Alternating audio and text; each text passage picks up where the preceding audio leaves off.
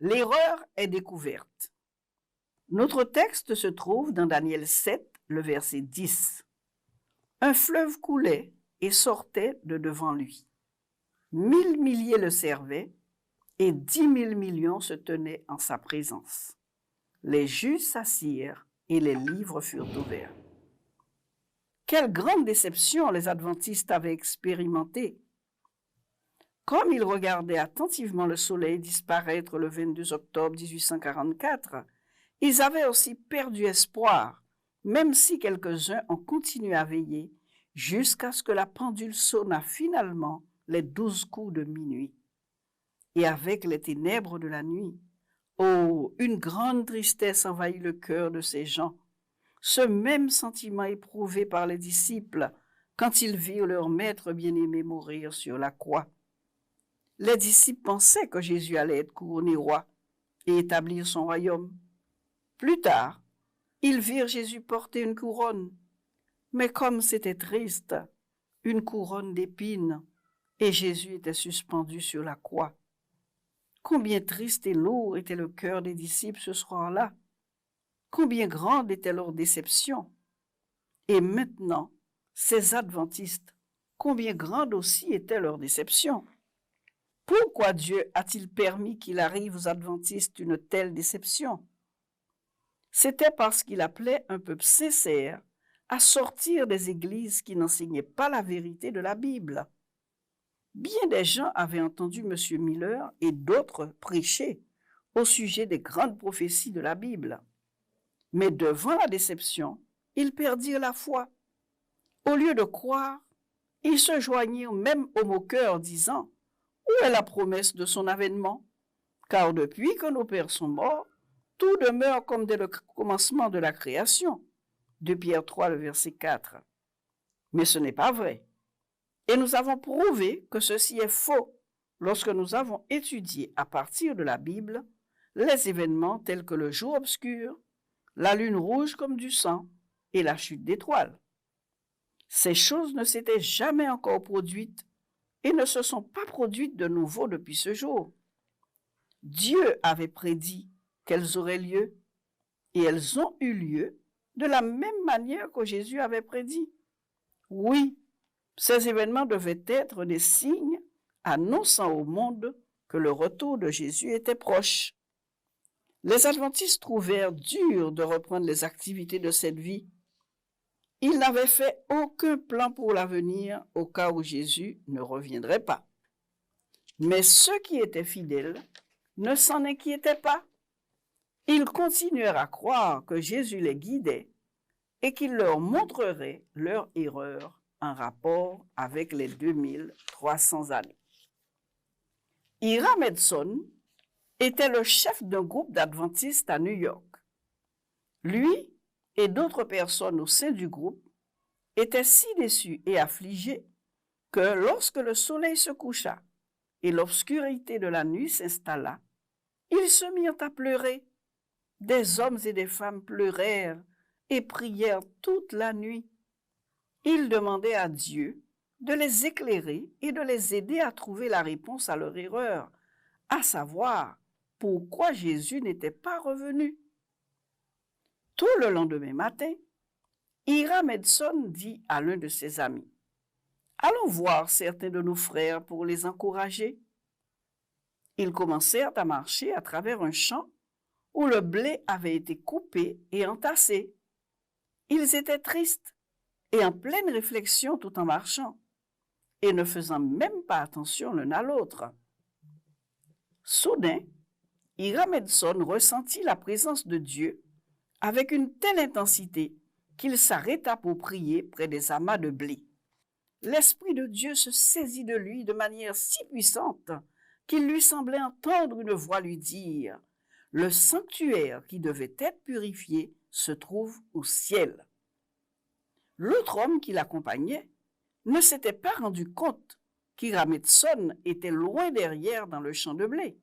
« Frère Edson, lui dit-il, pourquoi vous arrêtez-vous? » Hiram Edson répondit, « Le Seigneur est en train de répondre à notre prière du matin. » Les deux hommes se rejoignirent et Ira Medson lui raconta ce qu'il avait vu et entendu. C'était comme une vision de Jésus dans le sanctuaire céleste, avec les anges apportant à Jésus les registres pour qu'il les examine. Le sanctuaire qui doit être purifié se trouve dans le ciel. Cette information semblait toute nouvelle et étrange aux deux hommes, mais ils y crurent néanmoins, même s'ils ne la comprenaient pas encore. Ils hâtèrent le pas pour annoncer aux autres cette dernière nouvelle. Cette nouvelle ranima le courage des fidèles quand ils l'entendirent. Il leur fallait maintenant étudier tout le service du sanctuaire afin de déterminer la signification exacte de cette purification. En étudiant, ils comprirent que le mot sanctuaire veut dire un lieu sacré où Dieu habite et que la Bible ne fait jamais référence à la terre comme étant un sanctuaire. Alors, ils réalisèrent que ce n'était pas la terre qui devait être purifiée à la fin des 2300 années, mais c'était le sanctuaire céleste qui devait être purifié. Cela signifie que le temps était venu pour Jésus et les anges de commencer à examiner en détail les registres du ciel où les péchés sont consignés. Cela veut dire aussi que des myriades d'anges ont commencé à aider Jésus à examiner les livres du ciel. Mais qui était-il en train de juger? Lisons Apocalypse 20, verset 12, pour voir si nous pouvons trouver la réponse. Et voici ce que dit ce verset. « Et je vis les morts, les grands et les petits, qui se tenaient devant le trône. Des livres furent ouverts, et un autre fut ouvert, celui qui est le livre de la vie. Et les morts furent jugés selon leurs œuvres, d'après ce qui était écrit dans ces livres. » Lorsque Jésus aura terminé de juger tous ceux qui sont morts, il prendra ensuite le cas de ceux qui sont encore vivants, parce que la Bible déclare qu'il nous faut tous comparaître devant le tribunal de Jésus. Nous lisons dans 2 Corinthiens 5, verset 10, « Car il nous faut tous comparaître devant le tribunal du Christ, afin que chacun reçoive selon le bien ou le mal qu'il aura fait étant dans son corps. » Ce jugement doit prendre fin avant le retour de Jésus, de sorte qu'il puisse savoir qui il doit ressusciter des morts et qui enlever au ciel parmi les vivants d'après les registres du ciel. Les adventistes étaient maintenant en mesure de comprendre pourquoi Jésus ne pouvait pas revenir en 1844 pour prendre ses enfants avec lui au ciel.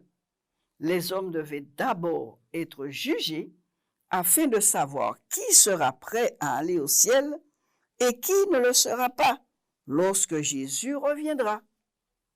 Les adventistes étaient heureux de savoir où ils s'étaient trompés. Ils savaient que Dieu avait permis cette erreur afin qu'ils puissent sonder la Bible et apprendre de nouvelles vérités. Mais qu'est-ce qui arriva aux adventistes après la déception, alors qu'ils étudiaient ces nouvelles vérités de la Bible? Est-ce que ceux d'entre eux qui n'avaient pas fait de récolte étaient morts de faim? Qu'arriva-t-il à la parcelle de terrain où M. Hastings avait cultivé de la pomme de terre? Est-ce que ces pommes de terre ont pourri parce qu'il ne voulait pas permettre à ses voisins de les récolter pour lui?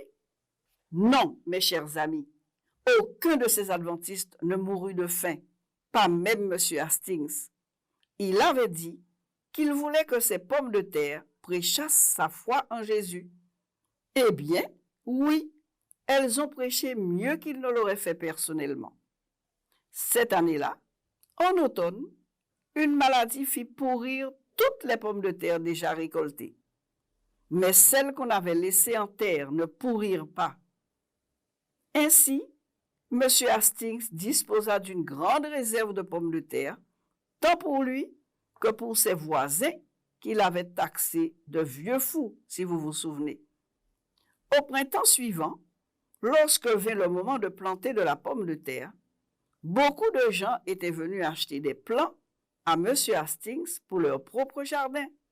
Ce qui, d'après les gens, allait être un sujet d'ennui pour M. Hastings se révéla être une grande bénédiction pour lui et pour ses malheureux voisins. Les adventistes furent d'autant plus résolus à mener une vie juste et fidèle afin que les registres du ciel fussent pleins de leurs bonnes actions, parce qu'ils ne savaient pas à quel moment leur nom allait passer en jugement. Nous devrions aussi faire attention quant à notre façon de vivre, car ce jugement investigatif est toujours en cours et nous ne savons pas quand Jésus va nous juger. Essayons de réfléchir à certaines choses auxquelles nous devrions faire attention. Écoutez bien ce que nous lisons, ce que nous disons, ce que nous regardons à la télévision, le type de musique que nous écoutons, comment nous observons le sabbat, notre fidélité dans la dîme et les offrandes. Prions-nous avec foi? Étudions-nous la Bible avec foi?